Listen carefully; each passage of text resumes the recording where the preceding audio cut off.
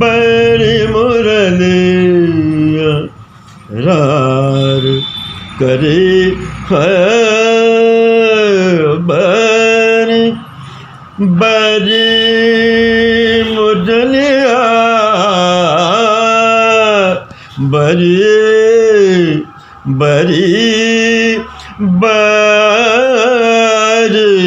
बड़ी मुरलिया रार करेगा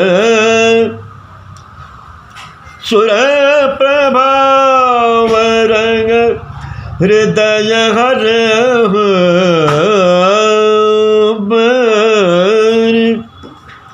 झूठा मुख और विवर भर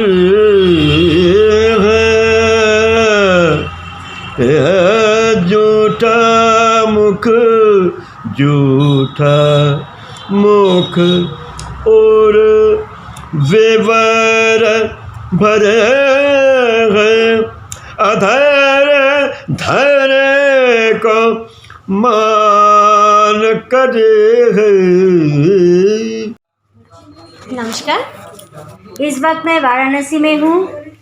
एक बहुत सुनहरा अवसर मिला एक साक्षात्कार करने के लिए। ये मेरे लिए मौका भी है, NE24 चैनल्स के लिए भी ये बहुत बढ़िया मौका है जो बहुत ही कम मिलते हैं। आज मैं जिन शख्सियत के साथ बैठी हुई हूँ ये मेरे गुरुजी होती हैं। इनसे मैंने 2004 से संगीत की शिक्षा ली। इससे बड़ी भी और एक खबर सबको देना चाहती हूँ कि भारत देश के लिए ऐसा कलाकार, ऐसा संगीतमय जीवन जिन्होंने दिया, ये बहुत ही कम मिलता है। क्या नाम है, कहाँ से है, यही परिचय आज कराने जा रही हूँ। मेरे साथ है वाराणसी से डॉक्टर पद्मश्री राजेश्वर आचार्य जी, जिनके लिए हम जो भी कहे कम पड़ेंगे। गोरखपुर यूनिवर्सिटी के संगीत के ऊपर डीन थे और इसके अलावा रिसर्चर भी है। जितना कहूँ कम होगी। मैं चाहूँगी कि गुरुजी की मुख से ही हम बहुत सारा कुछ आज सुनेंगे, विशेष नवा पीढ़ी के लिए और शास्त्रीय संगीत के लिए गुरुजी का क्या भावना है, कैसे वो शास्त्रीय संगीत को आगे ले जाने के लिए हमें उपदेश देते हैं, ये हम जानना चाहेंगे। नमस्ते गुरुजी। नमस्कार नमस्कार। NE24 चैनल से आज ऐसा मौका मिला कि आपसे हम जानना चाहेंगे कि आपकी संगीतमय जीवन में आप आज तक जो अनुभव रहा, जो भी आपने सभी छात्रों को आपने दान किया और देश के लिए जो भी आपकी भावनाएं रही, बस आप आराम से उसकी पूरा चर्चा आप हमारे लिए करें, ये हम आपसे अनुरोध रखते हैं। मानवता के विकास में भाषा के पहले लिंग्विस्टिक्स, फोनेटिक्स और फिलॉलॉजी, इसके पहले भाषा की उत्पत्ति में स्वर का ही उपयोग हुआ है। वह जीव जगत की भाषा है। संगीत विश्व की भावमयी भाषा है। यह किसी की व्यक्तिगत संपत्ति नहीं। यह धारणा है कि मंच पर बैठा हुआ कलाकार गा रहा है गायक, तो वो गायक और संगीतज्ञ है और बाकी जो सुन रहे हैं वो उससे लाभ उठा रहे हैं। मेरा इससे जस्ट उल्टा मानना है। आप गा रहे हैं मंच पर, आपको प्रमुखता मिल रही है, आपको संगीतकार का नाम मिल रहा है जी। समाचार पत्र में आपकी बड़ाई या जो कुछ हो वो मिल रहा है, उसका पारिश्रमिक मिलेगा, नाम मिलेगा, यश मिलेगा जी। लेकिन जो सुनने आया है वो क्यों आया है? अगर संगीत से वह परिचित नहीं है लेकिन परिचित भी नहीं है। परिचित और परिचित में अंतर है।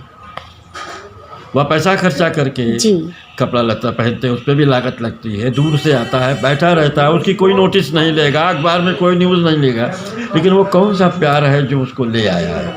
इसीलिए एवरीबडी इज म्यूजिशियन। हर व्यक्ति संगीतकार है। अगर उसमें भावना है, अगर संवेदना है, भावाभिव्यक्ति है, तो वो संगीत के बिना कोई प्राणी जीव जगत नहीं है। इस दृष्टि से संगीत व्यापक है।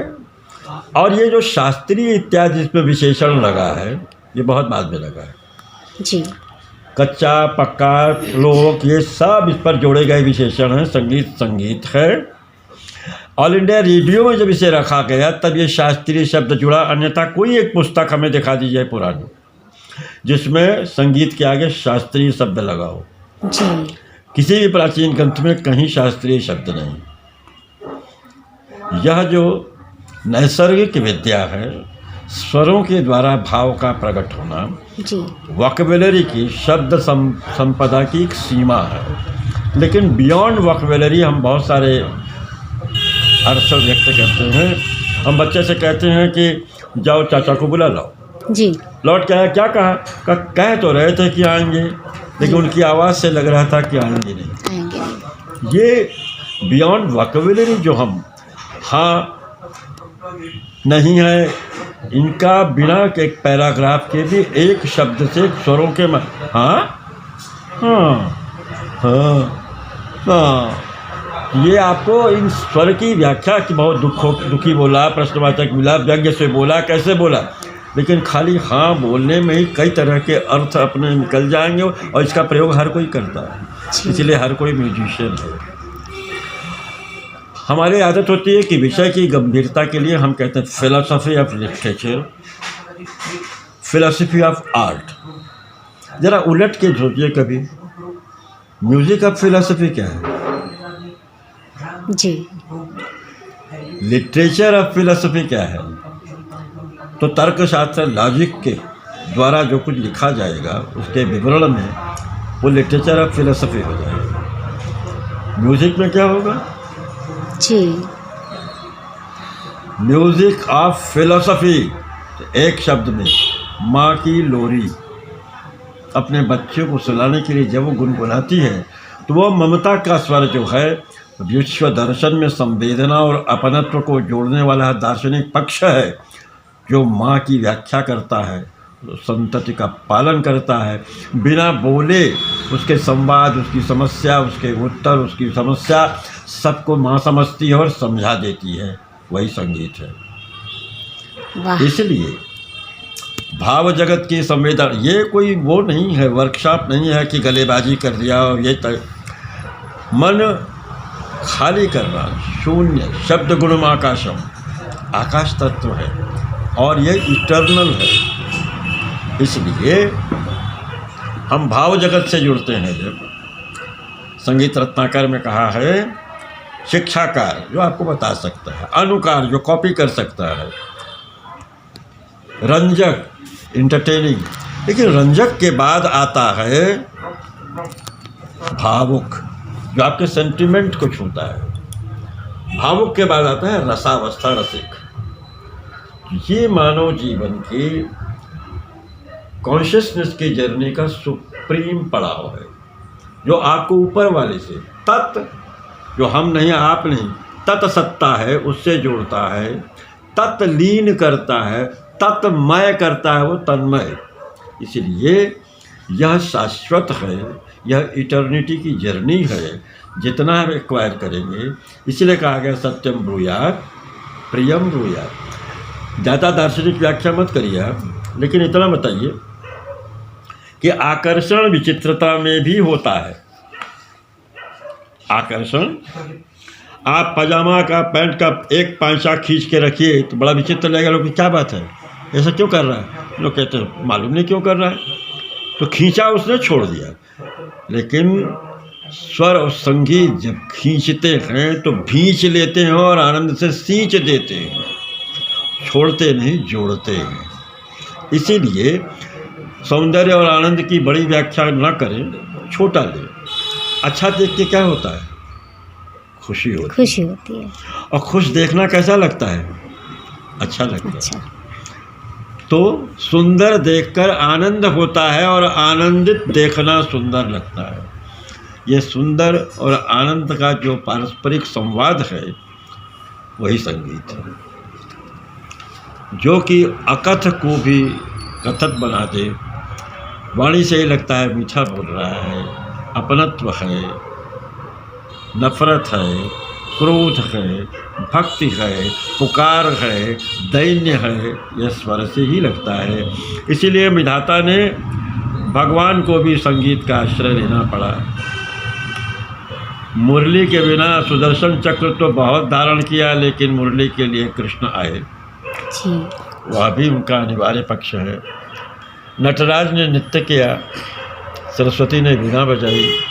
इसलिए हमारा कोई देवता जो है बिना संगीत वाद्य के नहीं है, सब लेके चले हैं। धनुष भी संगीत वाद्य ही है। जब छोड़ी जाती है पत्यंचा तो उस पर ध्वनि ही लेती है। इसीलिए इटर्निटी की व्याख्या साइंस के फील्ड में करना हो तो एक साउंड फैक्टर ही है जो इटर्नल है, वो पैदा नहीं होता, उपलब्ध होता है। इसीलिए इस ध्वनि की भीषणता से बचाव के लिए मनुष्यों के ऊपर एक बॉर्डर लाइन गवर्नर लगाया गया है कि तुम इतने के ऊपर नहीं सुन सकते, इतने के नीचे नहीं सुन सकते, अन्यथा आदमी बिखर जाएगा। जो हम साउंड पॉल्यूशन की बात करते हैं, अगर उसको स्वीकार करते हैं तो साउंड के उस रेजोल्यूशन को भी मानना पड़ेगा जो एक से दूसरे के बीच में कनेक्शन बनाता है, यह इंट्यूशन बनाता है। और इस अनात्म तत्व, आत्म तत्व और संगीत में अनश्वरता का संबंध है। आत्मा न कटती है, न जलती है, न राख होती है, न टूटती है, न बिखरती है। उसी तरह से ध्वनि समाप्त नहीं होती और उत्पन्न भी नहीं होती, उपलब्ध होती है। हम ध्वनि अवेल करते हैं, इसलिए बहुत ऊँचा। हाँ, आजकल हम लोग स्टेज पर गा के हम आर्टिस्ट हैं, या मैं को समाप्त करने, ईगो को ख़त्म करता है। यूनिवर्सिटी से, यूनिवर्सिटी मतलब विश्वविद्यालय नहीं है, यूनिवर्सल फैक्टर से और इटर्नल फैक्टर से आपको जोड़ने वाला तत्व है संगीत। यह कमर्शियल भी नहीं है, ये डिवोशनल भी है। आप अटेंशन सा अवधान, फिर अटेंशन के बाद कंसंट्रेशन, कंसंट्रेशन के बाद मेडिटेशन, मेडिटेशन के बाद मिशन और डिवोशन का क्रिएशन ही ये म्यूजिशियन का लक्ष्य है। यही संगीत है जो विधाता का साक्षात नाद ब्रह्म कहा जाता है। इसलिए ओम में विश्व है, प्रणव है, बीज है, बिंदु है। यही संहार और निर्माण का चक्र है। इसी के नादावर्तन में पूरी सृष्टि चलती है। गुरुजी, आप एक अपना सवाल है, आज की जो नई पीढ़ी है और हम लोग जो जानते हैं कि ये शास्त्रीय संगीत कहे, कोई भी संगीत के साधना है, और इसके लिए गुरु के शिष्य के प्रति और गुरु शिष्य परंपरा की जो बात हम सुनते आए हैं, तो इसको लेकर के आज की नवी पीढ़ी में और आज के गुरुओं में या तो संगीत में, इसके लिए आप क्या कहेंगे? तो यही कहेंगे, जिस प्रकार AI आर्टिफिशियल इंटेलिजेंस इक्विपमेंट दे सकता है, इमोशन नहीं। वो प्यार करने के तरीके और मुद्राएं बता सकता है, प्यार नहीं। उसी ढंग से आप आज की आर्टिफिशियल ट्रेनिंग सेंटर्स विधियों को आर्टिफिशियल इंटेलिजेंस क्रिएट कर सकता है, लेकिन आर्टिस्टिक इंटेलिजेंस और आर्टिफिशियल इंटेलिजेंस में अंतर होता है। इसीलिए गुरु जो है वो क्रिएट करता है आर्टिस्टिक इंटेलिजेंस, और आप जो गलेबाजी इत्यादि करके अपने अहंकार का प्रदर्शन करते हैं वो आर्टिफिशियल इंटेलिजेंस है। तो आप व्यापार करिए, सब कुछ करिए। माँ ने आपको आंचल फाड़ कर पसीना पोंछने के लिए दिया, आप जूता पोंछिए, ये आपकी बात है। इसीलिए फेरी लगाने से लेके कीर्तन से लेके सब जगह संगीत है। यह आप पर निर्भर करता है कि आप क्या करते हैं। फूल को पाँव से रौंदना है या भगवान पे चढ़ाना है, यह आप पे निर्भर करता है। संगीत बड़ी ऊंची विद्या है, आत्मविज्ञापन के लिए नहीं है, ये आत्म प्रज्ञापन के लिए, आत्माभिव्यक्ति के लिए है। सेल्फ एडवर्टीजमेंट नहीं है, सेल्फ एक्सप्रेशन है। सेल्फलेस हो जाने के बाद इससे ही सेल्फ आइडेंटिटी और एग्जिस्टेंस का पता चलता है। वह माँ बोलता है, ध्वनि के आधार पर भाषा सीखता है। इसलिए इस वैज्ञानिक जीवन में अगर इटर्निटी नाम की कोई चीज़ है, दैट इज़ म्यूज़िक। उसका कैसा उपयोग कर रहे हैं आप जानिए। आप व्यापार में फेरी लगा रहे हैं कि कमर्शियल है। साउंड इंडस्ट्रीज़ बहुत सी कंट्रीज़ के एनुअल बजट से भी ज़्यादा चल रही हैं। तो आप पैसा पाना चाहें तो पैसा पाएं, अहंकार दिखाना चाहें अहंकार दिखाएं, और प्यार दिखाना चाहें प्यार दिखाएं। ये जीवन आपको मिला है, आप चाहे हत्या करिए या निर्माण, यही प्राण तत्व है। यह विनाश भी कर सकता है, यह निर्माण भी कर सकता है। इसीलिए क्योंकि यह स्वयं में अमर है, अनश्वर है। ध्वनि कभी ख़त्म नहीं होती और उत्पन्न भी नहीं होती। ध्वनि अवेल की जाती है, प्राप्त की जाती है। इस दृष्टि से यह व्यापक सत्ता है। हम छोटी छोटी भीख भी मांगता है आदमी, सामान भी बेचता है चिल्ला चिल्ला कर, बहुत कुछ करता है ध्वनि के माध्यम से। लेकिन उससे आप ऊँचा से ऊँचा काम करें। संकीर्तन करना चाहते हैं या साउंड पोल्यूशन, डीजे पर इतनी जोर बजा के नाचना चाहते हैं कोई नाच तक कि आदमी का हार्ट फेल हो जाए, ये अलग बात है। गुनगुना भी सकते हैं, रोरी भी हो सकती है। तो संगीत का जैसा उपयोग करें, संगीत हर चीज़ में साथ देता है। यह आप पर निर्भर पड़ता है कि आप उसका कैसा उपयोग कर रहे हैं। दुरुपयोग कर रहे हैं, संयोग कर रहे हैं, प्रयोग कर रहे हैं, योग कर रहे हैं, सहयोग कर रहे हैं या दुर्योग कर रहे हैं, यह आपके प्रयोग पर निर्भर करता है। वाह गुरुजी। और अंतिम सवाल है आपसे। जो हमने सुनते आए हैं कि जो भी एक सा लगाने की जो प्रक्रिया होती है, जैसे कि मैं भी जब आपके यहाँ पहली बार आई तो मुझे भी सा नहीं लगती थी। इसके लिए जितना समय घंटा हो, तो हमने बहुत गुणीजन के पास सुने, आपसे सुने हैं। तो ये जो प्रक्रिया है इसको साधना कहती है। तो ऐसी साधना अगर आज भी हम करें या ना कर पाए तो इसके लिए आपके क्या कहना होगी? ऐसा है, हम इंस्ट्रूमेंट को रख दें सामने सितार को, और सितार रखे गए सितार बजो, ये सितार बजो, ये सितार बजो, बजेगा नहीं। सितार क्या कहने से कि बजो बजेगा नहीं ना, नहीं, उसको बजाना पड़ेगा ना। जी जी। तो ये कंठ जो है, जिसका अनुवाद लोगों ने किया कंठ संगीत, वोकल म्यूजिक का, जी, सीधा शास्त्र में नियम है गायन, कंठ वंठ नहीं। अगर कंठ संगीत करेंगे तो नाचने को पाँव संगीत कहना पड़ेगा, हाथ को हथेली संगीत कहना पड़ेगा, सितार के मिजराब को उंगली संगीत कहना पड़ेगा। यह आंगिक नहीं है, साधन है यह कंठ। आपको क्रोध आता है तो आप सोचते हैं ओ तार सप्तक में ऊपर आवाज़ लगा के हम चिल्लाएंगे तब क्रोध, तुरंत आवाज़ ऊपर जाती है तार से तुरंत। इसीलिए संगीत के क्षेत्र में आरोह और अवरोह भी क्या महत्व रखता है। जब आप आज्ञा दोगे तो आरोह होगा, वर्णाली सुनो देखो आरोह हो रहा है जी। और जब हम डिपेंडेंट होंगे, निर्भर करेंगे, रिक्वेस्ट करेंगे तो कहे ए वर्णाली मार जाओ ना, तब अवरोह होगा। तो ये व्यापक सत्ता भावनाओं को व्यक्त करने की जितने प्रकार हैं वह मेमोरी में भीतर हैं। उसकी प्रैक्टिस करिएगा तो यांत्रिकता मशीनीकरण होके, वरना ये क्या, जब तुम खुद ही मर रहे हो गलेबाजी के चक्कर में तो तुम क्या आनंद लो? जब तुम लोगे आनंद तो दोगे। आप क्या गायकों को देख लीजिए गलेबाजी करते हैं, तो गले को ट्रेंड करना नहीं है, अपने उस मन को ट्रेंड करिए। जो आता है मन में तो स्वयं वाणी मधुर हो जाती है।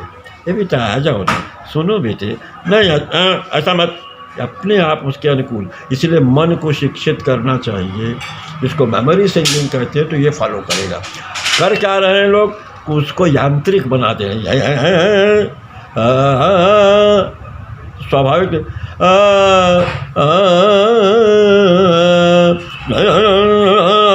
अब क्या चेहरा बना मेरा जी।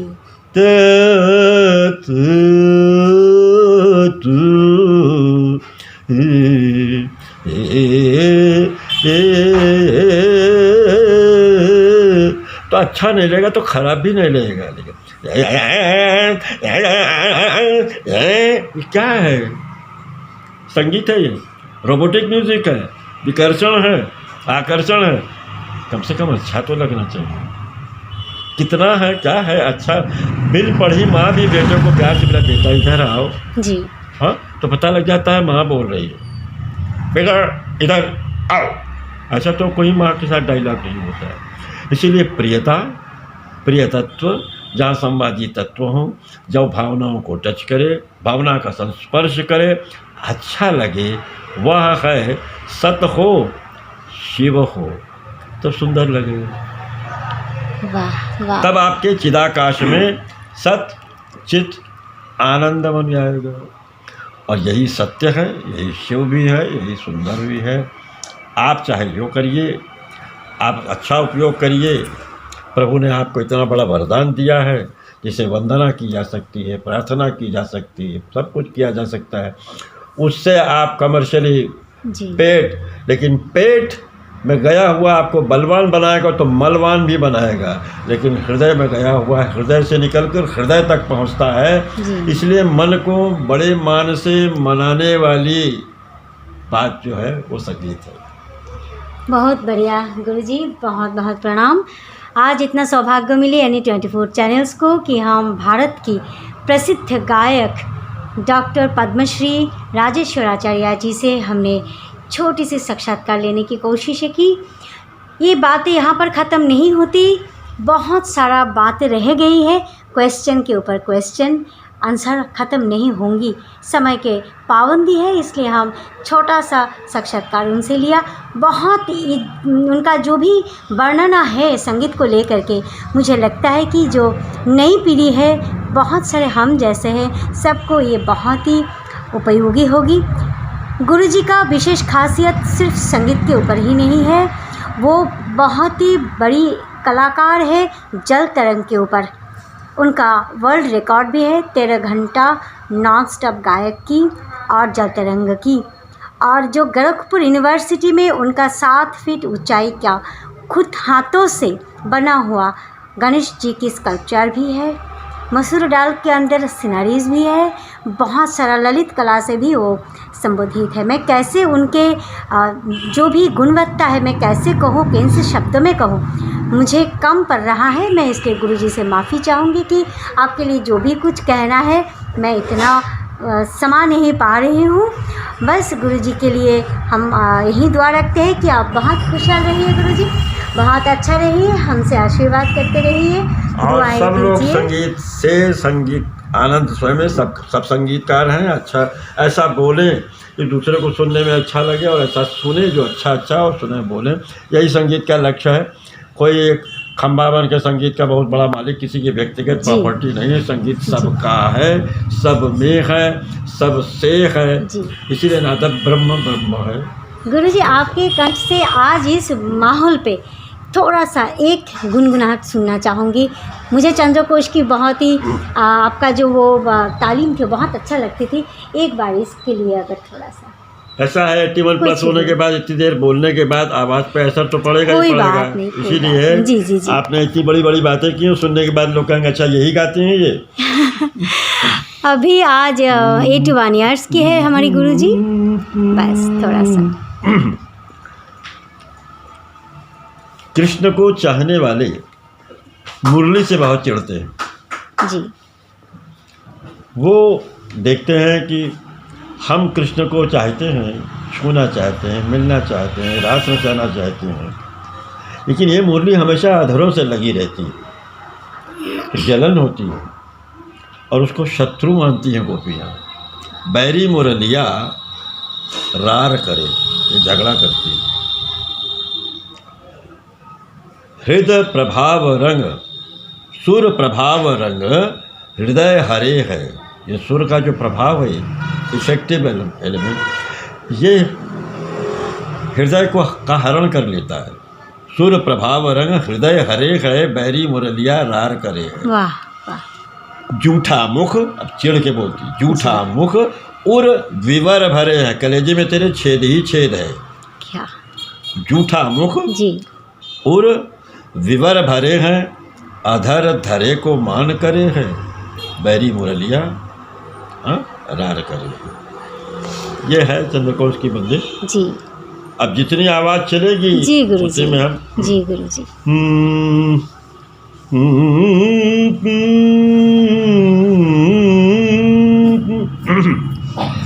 बैरी मुरलिया रार करे बैरी बैरी मुरलिया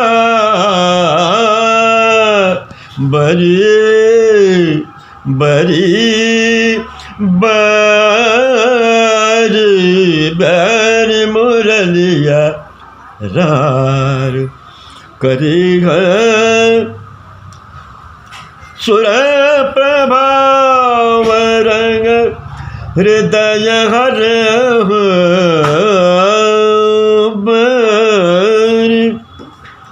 झूठा मुख और विवर भर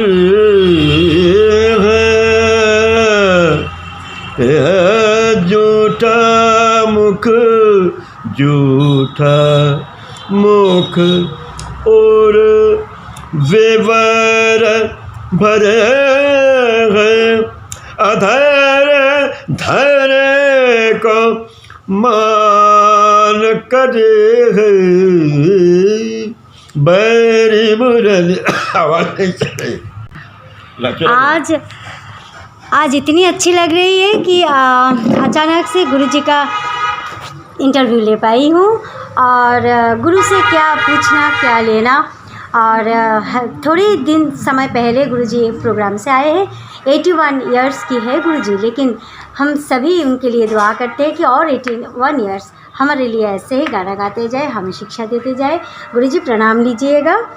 और सबसे बड़ी बात है कि ये आशीर्वाद आपकी होनी चाहिए। और इंटरव्यू बोलने के पहले अगर गवा लिया होता तो आवाज़ थकी ना होती। नहीं, बहुत देर से हम बोल रहे हैं, अभी वहाँ पे 1 घंटा लेक्चर दे के आए, यहाँ पे आए, इसलिए जी कोई बात नहीं। बस नमस्कार।